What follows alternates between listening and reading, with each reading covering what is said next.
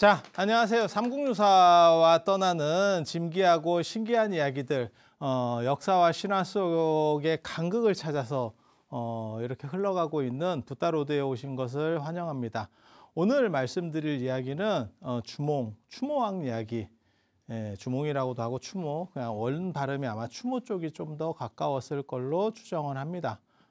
그래서 주몽에 대한 이야기 계속 해드리도록 하겠습니다. 뭐 주몽 모르는 사람은 없겠죠. 예전에 뭐 드라마로도 있었고, 그 다음에 고구려가 우리나라에서는 고평가가 되면서 고구려에 대한 이런 생각들, 그 다음에 다물이 고토를 회복한다, 원래 그런 뜻이거든요. 그래서 우리 북방의 어떠한 땅, 예전 땅, 만주 땅, 뭐 이거 잘못 얘기하면 또 골치 아픈데, 요즘은 그런 데 대해서 사람들이 좀 예민하고, 그 다음에 국제 관계도 얽혀 있고 막 이렇기 때문에, 그런데 그런 생각들이 좀 있었죠. 그리고 그 당시에 상무 정신, 요즘은 뭐 상무라는 표현 잘 안 쓰는데, 그때는 체육 이런 거 하시다가 군대 가시면 상무 이렇게 해가지고 팀도 있고 막 이랬었죠. 지금은 어떻게 하는지 잘 모르겠습니다, 사실.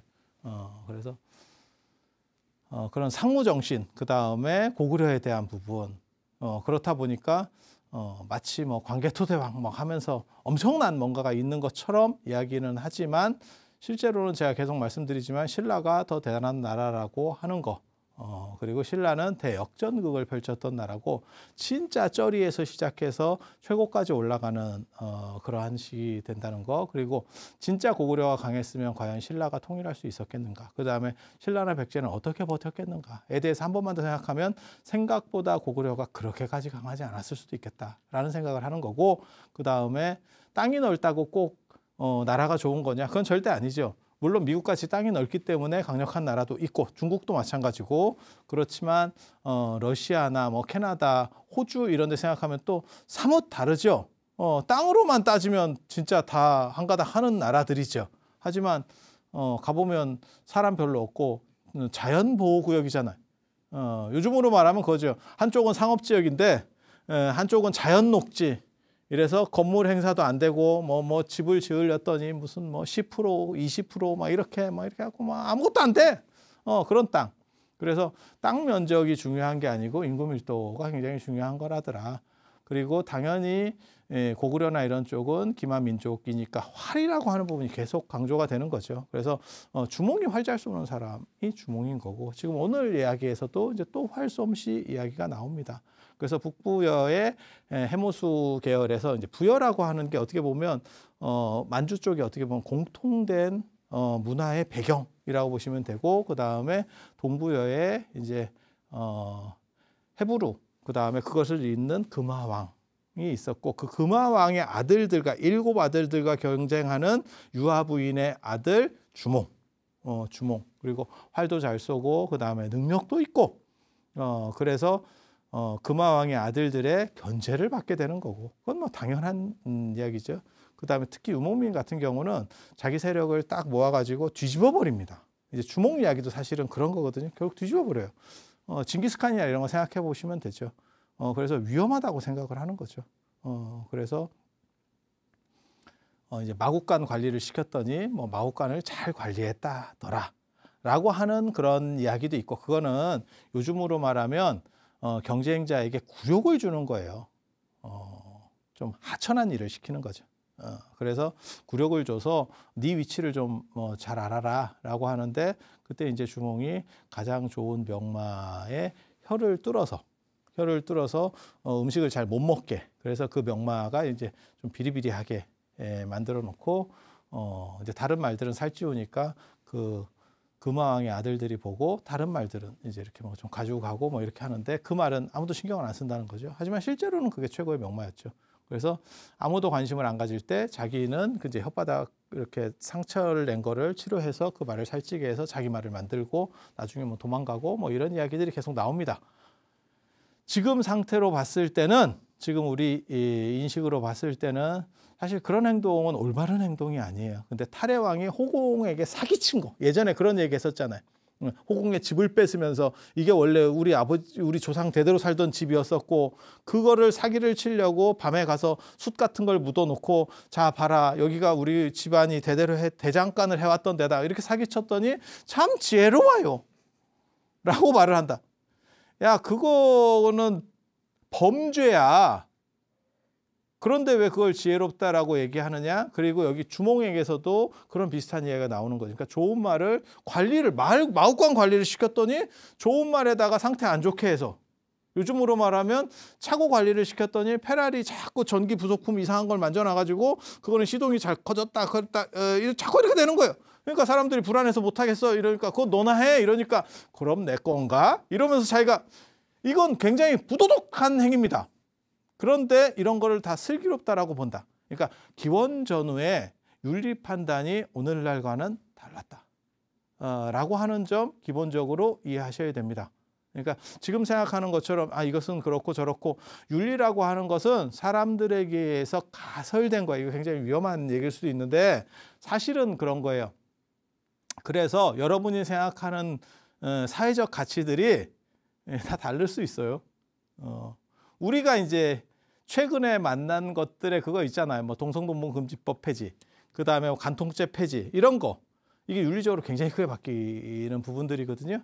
한 번만 더 생각하면 지금 우리가 생각하는 거의 모든 가치들이 그게 타당성을 가지느냐에 대해서 생각해 봐야 돼요. 그럼 되게 재밌습니다. 우리는 교육을 통해서 그것이 정당하다고 생각하지만 그것이 실제로 정당한지에 대해서는 잘 모른다. 그리고 그것이 지금 우리가 현재 정당하다고 생각하는 것이 100년 뒤에도 윤리적 가치를 가질 수 있는지에 대해서도 판단해 볼 수 없다. 조금 이게 이제 불교적으로 말하면 공이 있죠. 그래서 모든 것들은 변화한다. 그것은 실체가 없어. 실체는 없지만 그러면 그 윤리관이 없느냐? 있죠. 실체는 없지만 작용은 있죠. 그렇게 흘러가는 것을 윤리라고 한다. 이렇게 개정하면, 이렇게 개정 규정을 하면 이해하기가 좀 쉽고 그런데 어떤 것이 딱 정해져 있어 라고 해서 오늘 현대적 가치로서 주몽이 그렇게 약간 이상한 행동을 한다거나 아니면 탈해왕이 좀 이상한 행동을 하는 것들에 대해서 보면 저것들은 좀 이상하다. 참 꼬롬하다. 꼴짭하다. 이렇게도 볼 수 있는 거죠.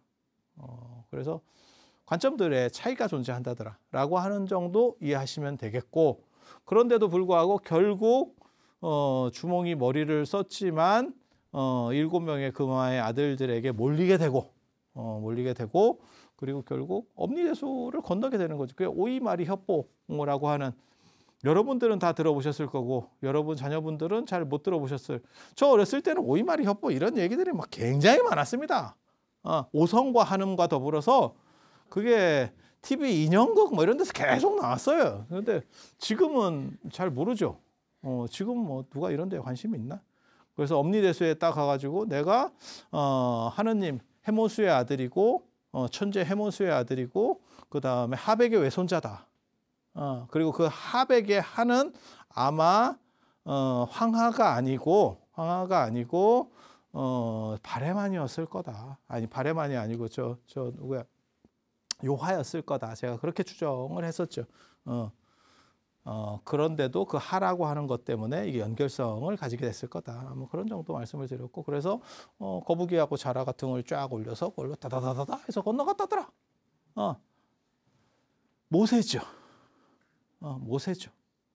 동네마다 다 한 명씩 있는 그런 모세.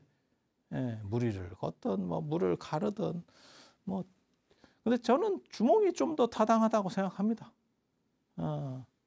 속도만 빠르면 무리는 걸을 수 있죠. 그 속도를 못 내서 그렇지.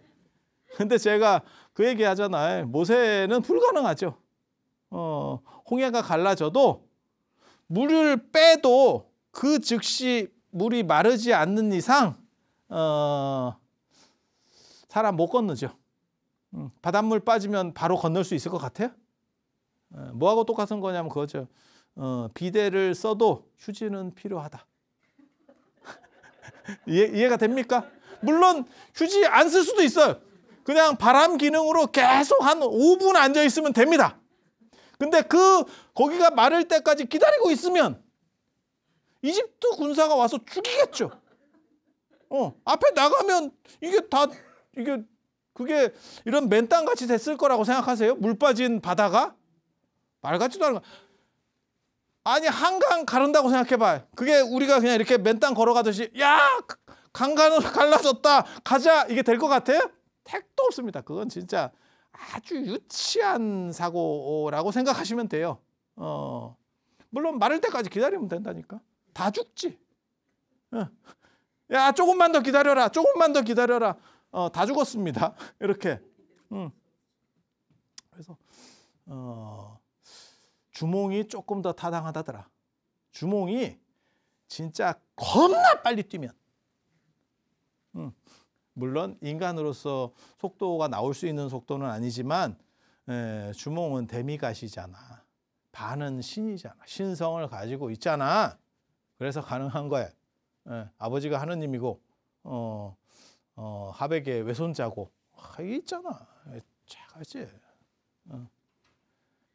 그렇게 해서 어디로 도망을 가냐. 그 물을 건넜다는 얘기는 더 이상 못 쫓아온다라고 하는 고대 전설이나 이런 신화 구조에서의 공식적 법칙 중에 하나입니다. 그리고 그거는 나중까지 계승이 돼요. 그래서 주역에서도 나오고 그다음에 여러분들이 토정 비결을 봐도 큰 물을 건너는 것이 이롭다. 이섭대천 물을 건너면 세상이 바뀐다. 그다음에 더 이상 그 전과 연결되지 않는다. 라고 하는 개념이 존재합니다. 그래서 그 정도 생각을 하시면 되고 그래서 어디로 갔느냐? 졸본부여 쪽으로 갔다는 거예요. 그러니까 북부여가 있고 동부여가 있고 졸본부여 쪽으로 갔다는 거예요. 졸본이라고도 나오고 홀본이라고 나오는데 홀본이 아마 더 가능성이 있는 발음일 겁니다. 마치 주몽과 추모처럼 주몽과 추모처럼 그렇게 해서 홀본부여 쪽으로 가는데 저게 뭐 얘기들이 좀 복잡해요. 홀본천이 있는데 졸본천이 있는데 주몽이 거기에 이제 약간 이렇게 머물렀다 해서 됐다라는 것도 있고 가니까 거기에 이미 졸본부여가 있었대. 그리고 그 왕에게 세 딸이 있었는데 둘째 딸이 이제 조금 혼자 살고 있었대. 아들 둘이 있고 혼자 살고 있어. 아이 뭐 가능한 얘기잖아. 돌싱이죠. 요즘으로 말하면 돌싱. 그렇게 해서 주몽을 보니까 왕 입장에서 왕이 진짜 큰 조선 같은 그런 나라 아닙니다.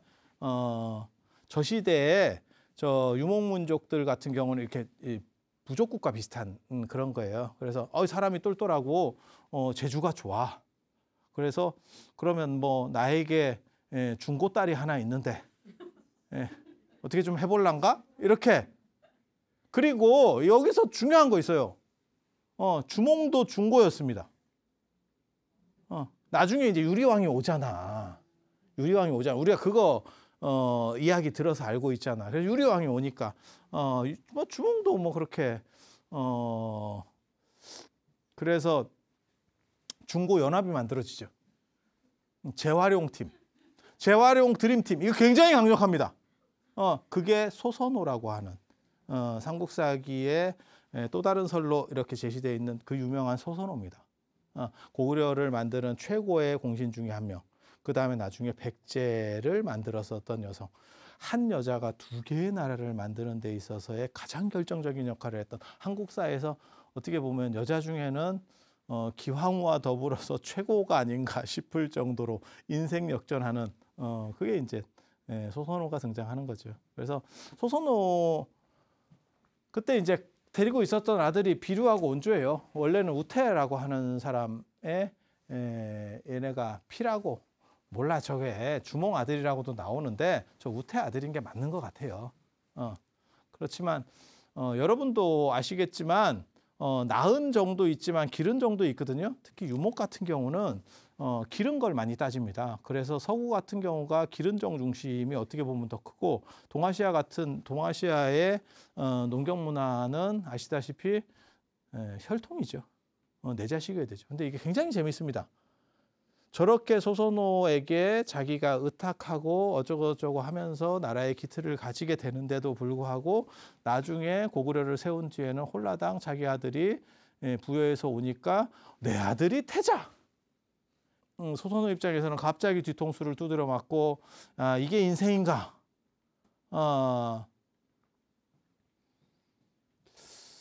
아, 첫째 남편 복이 없는데 둘째도 그랬구나. 이게 내 팔자였는가. 이렇게 해서 자식을 따라서 남행하는. 그렇게 해서 백제를 세웠다더라. 그런데 또 가보니까 우리 속담에 그거 있지. 남편 복 없는 놈이 자식 복도 없다. 이게 조금 비슷하게 갑니다. 이거 굉장히 재밌습니다. 길게 안 나와서 스토리에 정확한 거는 잘 모르겠어요. 그리고 삼국유사나 삼국사기도 막 섞여 있어요. 그래서 저게 동국 이삼국집에도 좀 일부가 나오거든요. 그렇게 해서 이런저런 스토리들을 보면 여러 가지가 섞여 있어요. 그러니까 그 당시 고려시대 때 이걸 정리할 때도 말이 고려시대 때 정리지 저게 기원 전후 이야기를 정리하는 거니까 이미 고려시대 때도 한참 지난 얘기죠. 1000년 이전 얘기인데 뭐 얼마나 남았겠어. 그러니까 오락가락한 얘기들이 막 생기는 거죠. 그래서 그러려하고 봐야 돼요. 그런데 이 비류라고 하는 사람이 누군지 잘 모르겠는데 주몽과 관련해서 또 하나의 비류가 나와요. 그게 비류국이라고 하는 게 나옵니다. 되게 재밌습니다. 졸본부여까지 가기 전 사건인지 아니면 졸본부여에 가서 좀 눌러 앉고 난 사건인지는 잘 모르겠는데 비류국이라는 나라가 있었어. 그리고 그 왕이 송양이야, 송양. 송양이라고 하는 사람이 왕이었는데, 그러니까 조그만 또 그렇게 해서 주몽이 이렇게 오니까 야, 너네랑 같이 이렇게 있기에는 우리가 땅이 좀 좁다. 그러니까 주몽한테 내 밑으로 들어와. 뭐 이런 거예요. 그랬더니 어떻게 호랑이가 개 밑으로 들어갑니까? 요즘으로 말하면 그걸 시전을 하죠. 주몽이. 약간 이제 능력자니까. 주몽은 능력자니까. 그렇게 했더니 그러면 한번 겨뤄보자. 그렇게 해서 활로 또 겨뤄. 주몽이 주특기가 활인데 왜 활로 겨뤄? 그러니까 네가 지지. 그래서 송양이 이렇게 백보 밖에서 이렇게 해서 쌌대. 거기 이제 사슴 같은 거 하나 그림 놓고 이렇게 쌌대. 그랬더니 그게 뭐 맞나 안 맞나 뭐 이러고 있더라는 거요. 그랬더니 주몽이 됐고 거기다가 옷가락지 하나 놓으라고. 나는 옷가락지. 사슴 됐고 옷가락지. 사슴 그림. 그럼 누가 맞추냐? 그러니까 한쪽은 양궁인데 한쪽은 이제 사격이지. 관역 조그만 거. 그리고 옷가락지를 딱 놨더니 주몽이 거기서 활을 땡기니까 그 옷가락지 사이로 화살이 딱 들어가는 옷가락지가 짱 하고 깨지더라는 거야. 멋지지. 그랬더니 저 사람이 깨갱 하더라는 거야. 이게 안 되겠는데? 굳이 이제 여기서 드는 생각 한 가지. 굳이 왕이 활을 잘 쏴야 될 필요가 있을까? 장군이 잘 쏘면 되는 거 아닌가 싶기도 한데 여기서는 일단은 그거야. 김수로 왕하고 뭐 탈해 왕은 변신술로 겨뤘는데 여기는 활입니다. 그리고 이 활은 사실은 땅에서 쏘는 활이라기보다는 나중에는 이제 저쪽 유목민족들이 다 마찬가지예요. 말 위에서 쏘는 마상활이에요. 마상활. 몽고가 그렇게 잘 나가고 고려에서도 그 배사법 쓰거든요. 그 고구려 고문벽화에서 나와요. 그러니까 말을 앞으로 달리면서 뒤로 해서 쏜다니까. 이게 진짜 짜증나는, 상대 입장에서는 엄청나게 짜증나는 방식이에요. 그러니까 쟤는 따라가면서 계속 화살까지 맞아야 되는 거야. 그리고 걔가 화살을 잘 쏘면 방어구가 있어도 거기를 비집고 들어오는 거죠, 화살이. 이게 진짜 짜증나거든요. 어떻게 따라갈 수가 없는 그런 방식이에요. 그래서 주몽이 저 송양이라고 하는 사람을 찌그러뜨리고 그랬더니 송양이 또 딴소리를 하더래. 나라가 오래돼야 된다. 오래된 나라야말로 정통성이 있다. 그랬더니 또 주몽 밑에 신하가 저 비류국에는 북이 있는데 그 북이 신령한 북입니다. 뭐 자명고 같은 게 있었는가 봐. 자명고 압니까? 호동왕자 낭랑공주 할 때 그 자명고. 자명고를 이제 보통 북을 통한 연계 시스템 정도로 이해를 합니다. 그러니까 봉화 연계 시스템처럼 북 연계 시스템.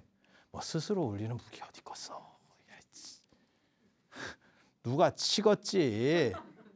그러니까 봉화나 파발마처럼 북을 통해서 딱딱딱딱 하는 그런 시스템을 만들어 놓으면 저렇게 이제 평야지대에서 말 타고 쫙 밀고 들어오면 그게 순식간에 끝나거든요. 근데 그걸 소리가 말보다는 빠르겠지. 그래서 그런 걸 연결 시스템을 하면 그게 어떻게 보면 국토를 수호하는 패트리어트 미사일 같은 역할을 하는 거지. 요즘으로 치면. 그런데 그 시스템을 망가뜨렸다는 거거든. 저 낭랑공주가 남자의 눈이 멀어서. 그 굉장히 슬픈 사랑 이야기예요. 남자를 선택할 거냐, 국가를 선택할 거냐. 이게 굉장히 철학적인 얘기거든요. 근데 그렇게 해서 배신하고 가서 제대로 끝나는 적이 별로 없습니다, 사실. 약간 비극으로 끝나지. 딜레마 속에 있는 거기 때문에 어쩔 수가 없어.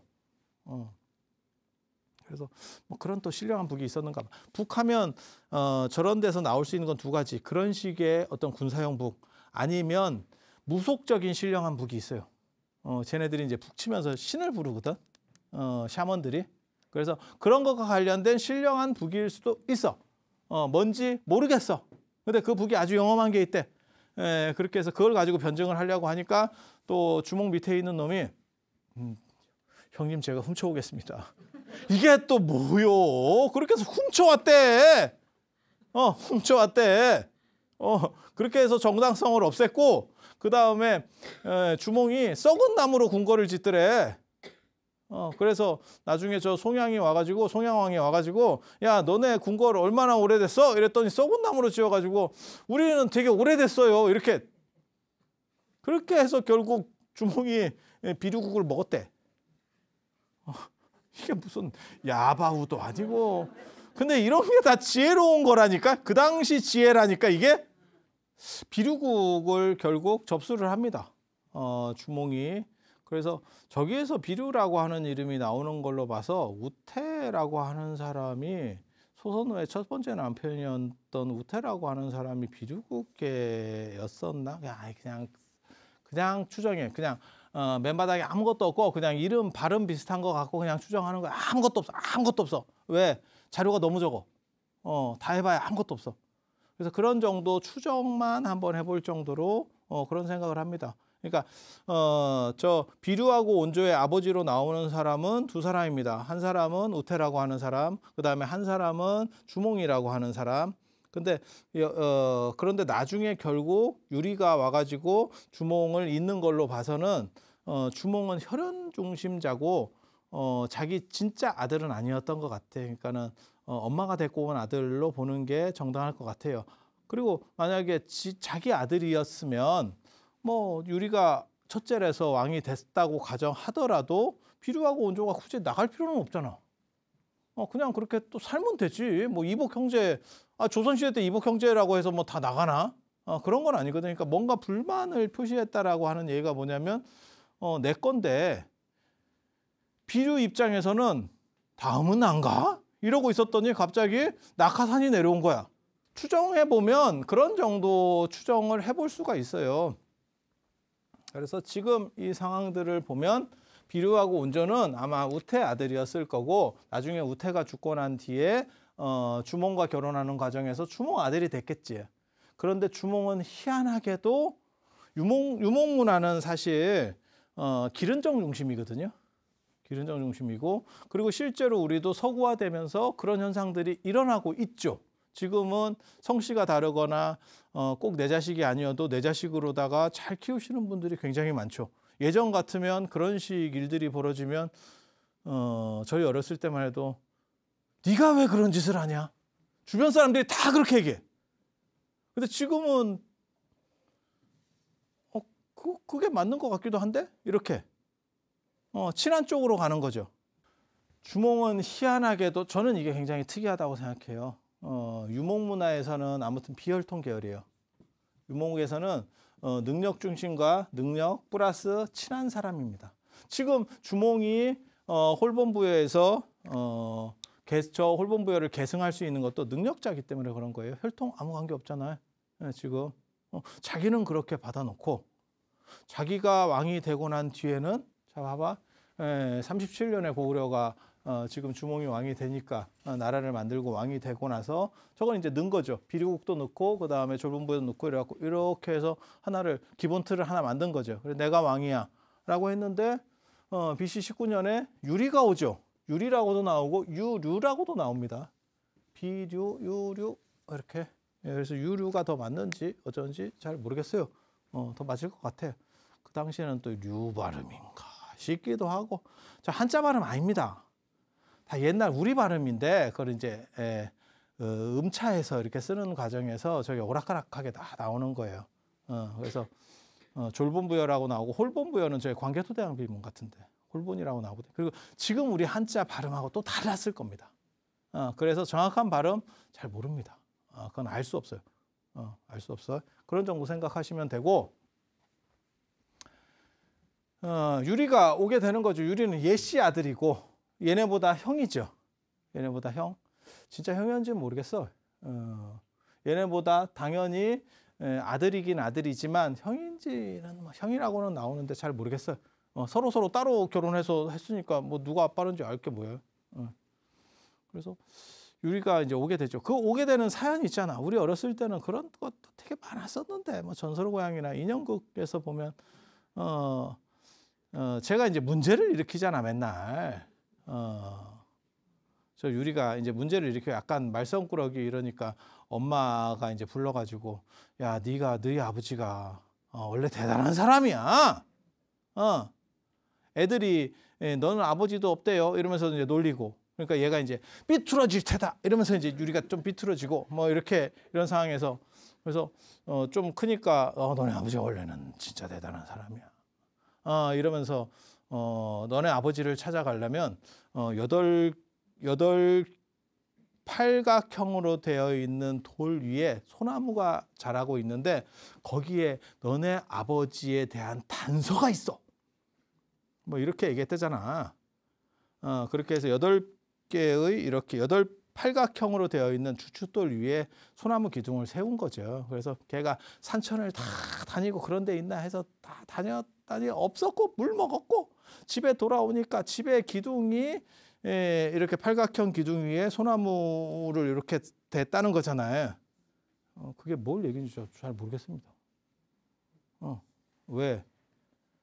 아니, 우리는 그런 기둥집들이 있는데, 이런 뭐 조선시대 이런 한옥 같은 거 생각해 보시면 다 있는데, 고구려 쪽도 과연 그런 걸 썼나? 걔네 텐트 치면 그 밑에 돌 위에다 올리는 거 아니거든? 가능한가? 모르겠어. 그렇게 해서 고구려는 농경인가 싶기도 하고, 그렇게 해서 그러니까 고구려 중에서 쟤네 쪽은 농경인가 싶기도 하고. 근데 쟤는 또 원래는 부여잖아 지금. 부여에서 도망오는 거잖아. 그래서 좀 더 위에서 내려오는 건데 저게 가능한가 싶은 생각이 들고, 아무튼 뭐 이야기니까 그렇다 치고, 거기서 그 돌을 이렇게 조사해 봤더니 구멍을 뚫어놓고 그 구멍에 뭐 이렇게 칼이 부러진 게 있었다잖아. 구멍을 뚫어놨다 하는지 무슨 그 주춧돌을 들었다고 하는지, 주춧돌 들었으면 난리 납니다. 집 절단 납니다. 아버지 왜 이런 데다 묻으셨어요? 집이 날라갔어요. 이렇게 됐겠지. 그래서 뭐 찾으니까 칼 부러진 거가 있다는 거잖아요. 칼 부러뜨리고 거울 부러뜨리고, 예전에 그 신표라고 하는 거거든요. 부절이라고도 하는 거고, 그런 게 한번 부러지면, 여기서 거울은 유리 거울 아니고요, 동거울입니다. 그렇게 해서 딱 깨지면 그 파편이 똑같은 게 없겠지. 그걸 위조할 수가 없지. 그러니까 열쇠지, 열쇠. 그렇게 해서 그 신표를 가지고 이제 주몽한테 갔더니 주몽이 그걸 딱 꺼내면서 딱 맞아보면서 부절이 아파다라고 하는 거거든요. 네가 내 자식이다. 이게 DNA 검사지. 위조될 수도 있을 것 같은데, 그냥 생각으로 봤을 때는 딴 놈에게 대신 줬을 수도 있을 것 같고, 뭐 이런 생각이 있을 것 같은데, 아무튼 뭐 그렇다 치고, 그렇게 해서 네가 내 자식이다 이러면서 유리를 날름 19년 왕된 지 한 19년 만에 얘가 왔어. 그러니까 일찍 온 거 절대 아니야. 절대 아니야. 대략 계산해 보면 한 뭐 18년 정도 뒤에 왔잖아 지금. 그러니까는 일찍 온 것도 아니야. 그 기간 동안 비류는 무슨 생각을 했을까? 다음은 난가? 그 생각을 했을 거 아니야. 다음은 난가? 어머니 지분도 있는데, 제가 둘째 딸인데 둘째 딸의 새로운 남편이 전체를 먹었으면 그 여성 지분이 상당하다는 얘기거든요 지금. 그러니까 그런 거잖아요. 그냥 대기업으로 얘기하면 대기업 첫째 딸도 아니고 둘째 딸 사위가 그 기업을 계승했잖아. 그러면 그 후광은 물론 그 사위가 잘한 것도 있겠지만 그 소선호라고 하는 그 집 딸이 역할이 굉장히 강력했다는 걸 그냥 생각만 해도 대충 그렇잖아. 이해가 되잖아요. 그죠? 그렇게 그런 상황에서 내가 첫 아들이니까 난가? 라고 생각을 하다가 갑자기 비류가 오면서 유리가 오면서 이게 뭔가? 난가에서 뭔가로 바뀐다는 거죠. 그리고 쟤네가 어리냐? 절대 안 어리죠, 지금. 절대 안 어리죠. 뭐 이런 상황들이 벌어지는 거고, 이런 상황이 벌어지니까 그때 이제 소선호, 이제 팽당해서 정신적으로 좀 문제가 있었던 건 소선호죠. 소선호죠. 그리고 그걸 부추겼었던 건 비류 같아요. 비류 같아요. 그래서 요 연합 세력이 이 연합 세력이 빠져서 백제로 내려가는 거죠. 남쪽으로 내려가는 거죠. 남편이 잡을 수도 있었겠지만 쿨하죠.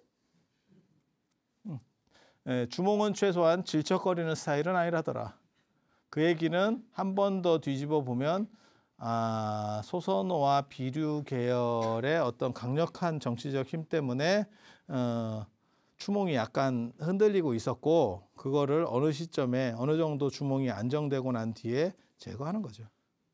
그리고 이 유리라고 하는 사람은 외래에서 도래한 거니까 그래서 내 세력으로 통일하겠다라고 하는 걸 알 수 있고 기존에 있었던 이 졸본부여의 세력 중에서 가장 강력하다고 할 수 있는 소선호하고 비류 쪽은 내려가는 거죠.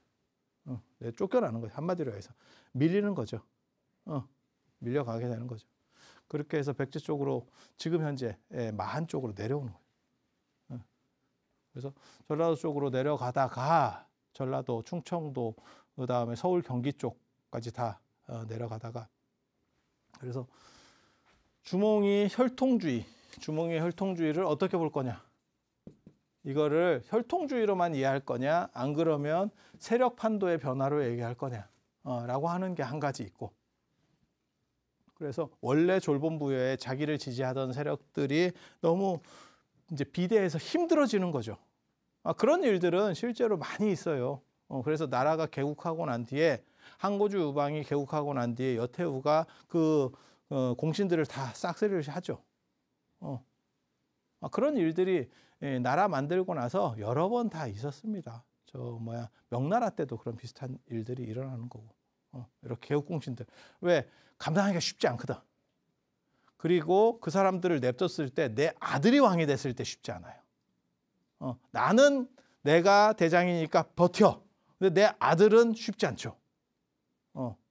그래서 그거를 다 제거하는 그러한 제거 수순에서 볼 거면 세력 집단 때문에 혈통을 강조한 거다라고 말할 수 있는 거고 또 한 가지는 뭐냐면 혈통을 중시하는 사람이기 때문에 자기 혈통을 내리기 위해서 소선호 계열을 이렇게 날렸다라고 하는 판단도 가능해요. 그런데 고민은 많았던 것 같아요. 그러니까 19년 뒤에 저 일이 벌어지는 거거든. 뭐 되자마자 바로 어떻게 움직일 수 없었던 것 같아. 그리고 이제 내려오다 보니까 소선호하고 비류가 어떻게 보면 연합체예요. 이게 조금 더 가깝고 그 다음에 온조거든요. 근데 이 사건이 진짜 대단해요. 왜?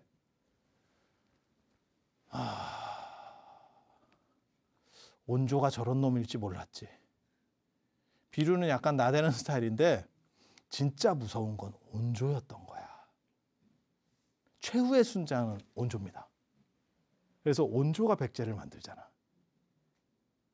그러니까 이게 굉장히 재밌어. 주몽이라고 하는 사람도 굉장히 특이하고 소선호는 팽을 당하고 그리고 나댄 건 비류고 최후의 승자는 온조입니다. 그렇게 해서 내려오다가 결국 이 비류는 털을 잘못 잡았지. 그게 지금도 인천에 미추홀이 있습니다. 미추홀구가 있어요. 거기다 털을 잡았더니 물이 좀 짜고 바닷바람 부는 쪽에 하니까 이게 조금 좀 안 좋았죠. 그렇게 해서 사람들이 비리비리하고 결국 흩어지게 됐다는 거죠. 근데 온조는 거긴 아닌 것 같아. 부동산에 안목이 있는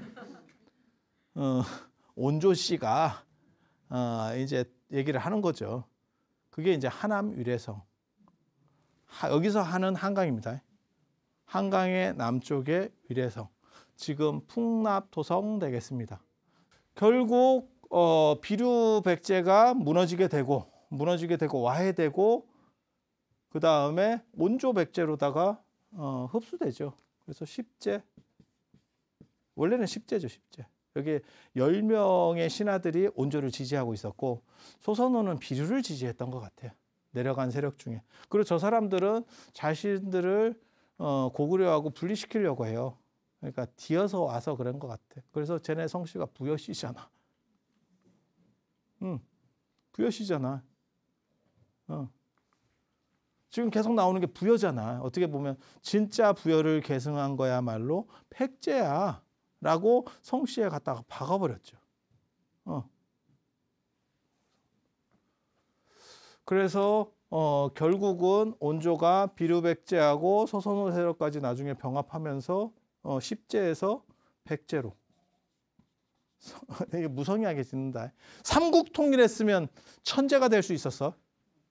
백제가 삼국 통일하면 천제.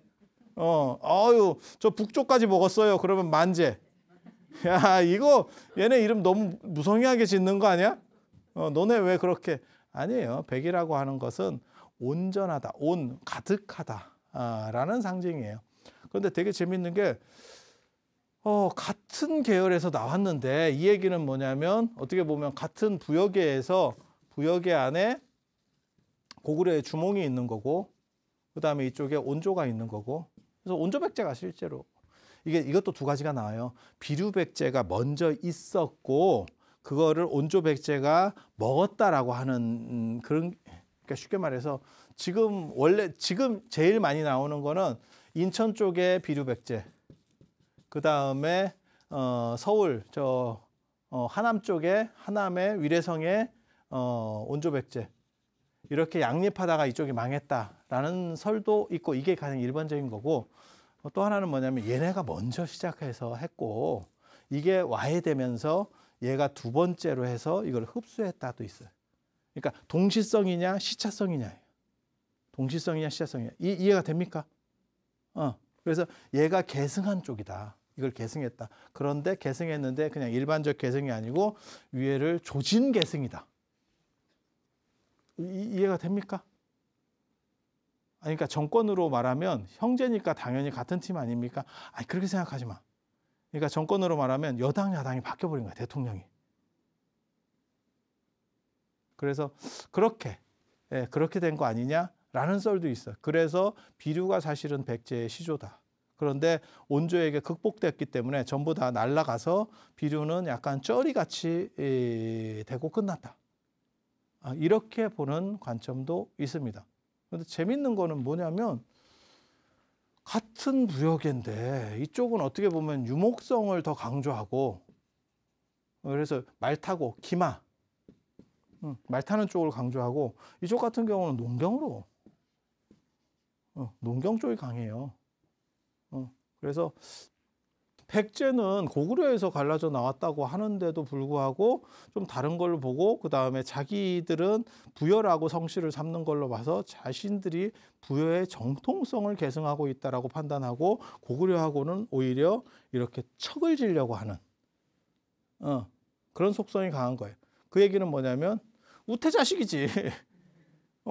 주몽자식이면 저렇게 안 했겠지. 아무리 그래도 아버지를 적으로 할 수는 없잖아. 근데 여기서는 조금 이렇게 변별하려고 하는 특수성들이 많이 보이는 걸로 봐서 저게 어떤 사람들에게서 나타나는 거냐면 팽당한 사람들의 비운이지. 이렇게 울분이 서려가지고 내가 너한테 잘해줬더니 네가 내 뒤통수를 까?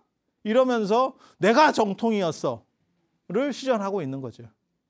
그래서 고구려와 백제의 관계, 그 다음에 성립, 그리고 그 사이에서 소선호라고 하는 그런 분에 대한 게 조금만 더 잘 나왔으면 어떻게 보면 한국 사회에서 전 세계사에서도 나라 두 개를 만드는데 협조한 여자는 없을 거예요. 그리고 남편도 대단하고 어떻게 보면 그리고 아들도 대단하고 그런데 아이러니하게도 첫째 남편은 일찍 죽었고, 둘째 남편은 자신을 배신했고, 첫째 아들은 자신이 믿었는데 몰락했고, 그리고 둘째 아들은 어머니 진정 강자는 저였어요. 이러면서 딱 나오는데 아이러니하게도 온조가 표면으로 나온 뒤에 소선호는 사라집니다. 그러니까 소선호가 온조를 지지하지 않았을 거다라는 추정들을 해볼 수 있어요. 그래서 어떤 극단적인 사람은 소선호가 온조에게 제거됐을 수 있다라고 주장하는 그건 극단론입니다. 극단론. 저는 뭐 그런 것까지는 봐도 기록에도 없고 아무것도 없는데 뭘 해. 그래서 그런 식으로 이분법적으로 나눠서 그렇게 하는 정도까지도 가능할 정도로. 그래서 소선호의 인생이야말로 어떻게 보면 진짜 파란만장하고 트라마틱한 그리고 한국사의 최고 정점에 딱 있는 멋져. 신라는 남성주의라면 신라나 가야는 뭐 김수로왕, 탈해왕, 그 다음에 뭐 김할지, 뭐 박혁거세 이렇게 남성주의라면 저기에는 어떤 강력한 여성주의가 느껴지는데 근데 결국은 비극으로 끝난다더라. 라는 정도 이해하시면 되겠습니다. 다음 시간부터 이제 본격적으로 불교 얘기를 해드릴 거예요. 그래서 다음 시간에는 박염촉